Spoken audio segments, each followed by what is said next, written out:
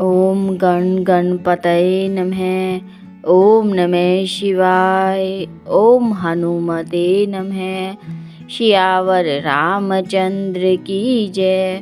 प्रिय भक्तों, आज हम रामायण के बालकांड में दोहा 246 से आगे पढ़ेंगे।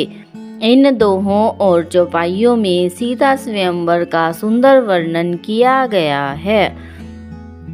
जानी सुअवसरु सिए तब पठई जनक बोलाई, रामा पठई जनक बोलाई।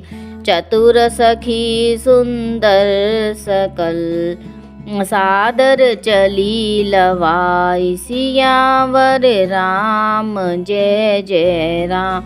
मेरे प्रभु राम जय जय राम। तब सुअवसर जानकर जनक जी ने सीता जी को बुला भेजा। सब चतुर और सुंदर सखियां आदर पूर्वक उन्हें लिवा चली। सिए शोभा नहीं जाई बखानी, जगदम्बिका रूप गुण खानी।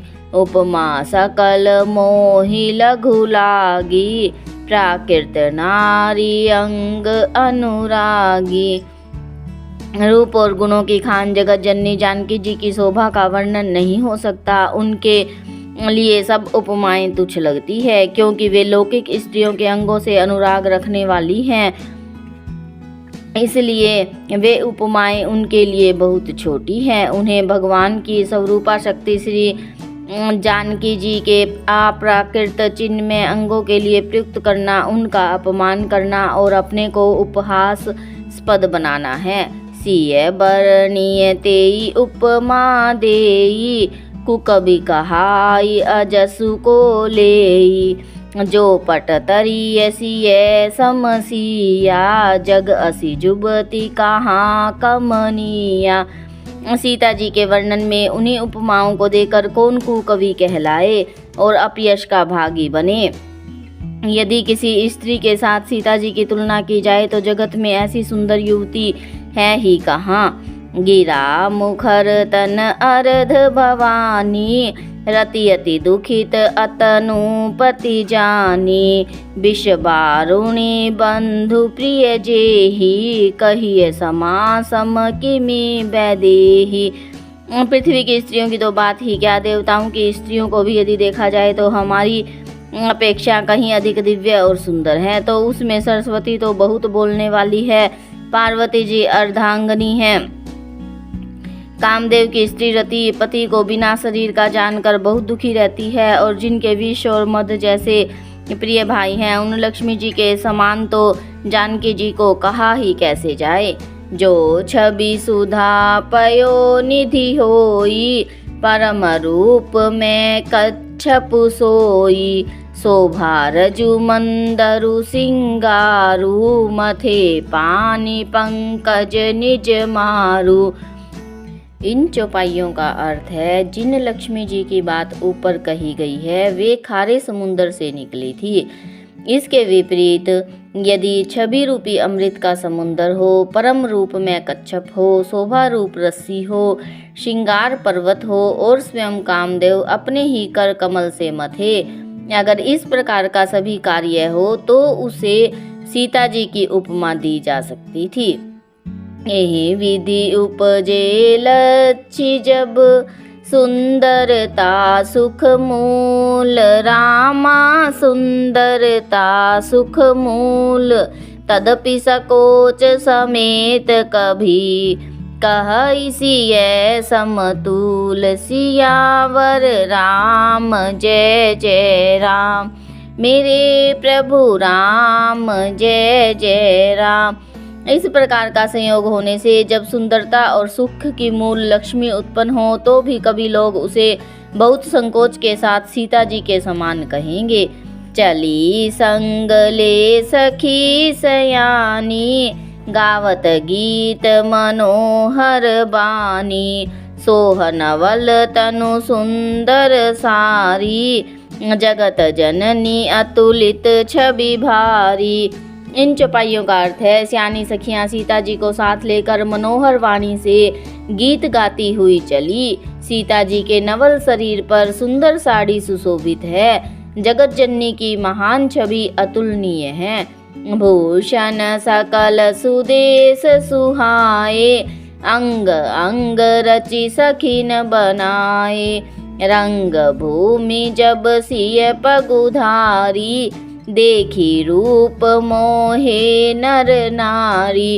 इन चौपाइयों का अर्थ है सब आभूषण अपनी अपनी जगह पर शोभित है, जिन्हें सखियों ने अंग अंग में भली भांति सजा कर पहनाया है। जब सीता जी ने रंगभूमि में पैर रखा तब उनका रूप देखकर स्त्री पुरुष सभी मोहित हो गए। हरसी सुरन दुदम्भि बजाई, बरसी परसून अप्सरा गाई। पानी सरोज सोह जय माला, अवचट चितई असकल भुआला। देवताओं ने हर्षित होकर नगाड़े बजाए और पुष्प बरसाकर अप्सराएं गाने लगी। सीता जी के कर कमलों में जयमाला सुशोभित है। सब राजा चकित होकर अचानक उनकी ओर देखने लगे।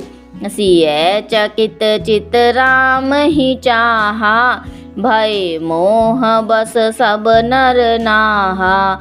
मुनि समीप देखे दो भाई, लगे ललकी लोचन निधि पाई। इन चौपाइयों का अर्थ है सीता जी चकित चित्त से श्री राम जी को देखने लगी। तब सब राजलोग मोह के वश हो गए। सीता जी ने मुनि के पास बैठे हुए दोनों भाइयों को देखा तो उनके नेत्र अपना खजाना पाकर ललचाकर वहीं जा लगे, अर्थात वहीं शिथिर हो गए। गुरुजन लाज समाजु बड़, देखी सिय सकुचानी। रामा देखी सिय सकुचानी, लागी बिलोकन सखिन तन। रघुबीर ही उर आनी, सियावर राम जय जय राम। मेरे प्रभु राम जय जय राम। इस दोहे का अर्थ है परंतु गुरुजनों की लाज से तथा बहुत बड़े समाज को देखकर सीता जी सकुचा गई। वे श्री रामचंद्र जी को हृदय में लाकर सखियों की ओर देखने लगी। राम रूप अरुषिय छवि देखे, नर नारिन परिहरि निमेषे। सोचहि सकल कहत सकुचाही, विधि सन विनय करहि मन माही। उसी रामचंद्र जी का रूप और सीता जी की छवि देखकर स्त्री पुरुषों ने पलक मारना छोड़ दिया, अर्थात सब एकटक उन्हीं को देखने लगे। सभी अपने अपने मन में सोचते हैं पर कहते सकुचाते हैं। मन ही मन वे विधाता से विनय करते हैं। हरु विधि बेगी जनक जड़ताई, मति हमारी असी देहि सुहाई। बिनु बचार पनु तजी नर नाहू, सीता राम कर करे विबाहु। हे विधाता, जनक जी की मूर्ता को शीघ्र ही हर लीजिए और हमारी ही ऐसी सुंदर बुद्धि उन्हें दीजिए कि जिससे बिना ही विचार के राजा अपना प्रण छोड़कर सीता जी का विवाह राम जी से कर दे। जुग भल कहीं भाव सब काहू, हटकी ने अंतहु उर्दाहु। एही लाल सामगन सब लोगू, बरु सांवरो जान की जोगू। इन चौपाइयों का अर्थ है संसार उन्हें भला कहेगा क्योंकि यह बात सब किसी को अच्छी लगती है। हट करने से अंत में भी हृदय जलेगा। सब लोग इसी लालसा में मगन हो रहे हैं कि जानकी जी के योग्य वर तो यह सांवला ही है, अर्थात रामचंद्र जी ही है। तब बंदी जन जनक बोलाए, बिरिदावली कहत चली आए। कह निपुजाई कहूँ पन मोरा, चले भाट जिये हर सुन थोरा। इन चौपाइयों का अर्थ है तब राजा जनक ने बंदी जनों को बुलाया। वे विरुदावली वंश की कीर्ति गाते हुए चले आए। राजा ने कहा, जाकर मेरा प्रण सबसे कहो। भाट चले, उनके हृदय में कम आनंद न था। बोले बंदी बचन बर, सुनहु सकल महिपाल रामा सुनहु सकल महिपाल पन विदेह कर कहि हम भुजा उठाई विशाल सियावर राम जय जय राम मेरे प्रभु राम जय जय राम। इस दोहे का अर्थ है, भाटों ने श्रेष्ठ वचन कहा, हे पृथ्वी की पालना करने वाले सब राजागण सुनिए, हम अपनी भुजा उठाकर जनक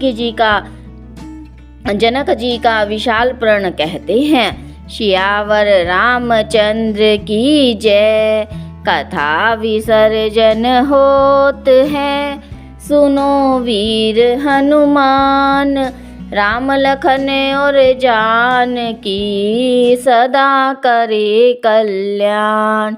सियावर रामचंद्र की जय।